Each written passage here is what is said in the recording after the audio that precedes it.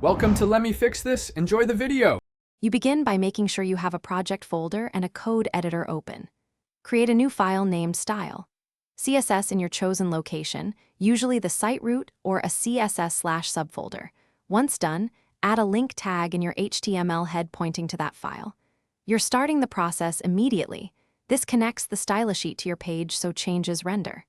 Make sure to save both files and refresh the browser to verify the initial connection works. Now you write the middle rules that shape your site. Begin with a small reset or base styles for body, headings, and paragraphs to ensure consistency. Then add specific selectors like btn, #nav, and header to define layout and behavior.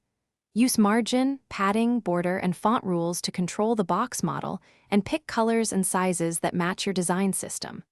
Once done, organize sections with comments, and make sure to save and preview changes in the browser while iterating. Finish by saving your style sheet and doing a hard refresh so the browser loads the latest file. Make sure to clear cache when changes don't appear. For production, consider minifying or combining files but keep an editable source. Once done, deploy the updated files to your server or hosting. If styles fail to apply, check the link href path, confirm the server serves text/CSS, and inspect the console for CSS errors.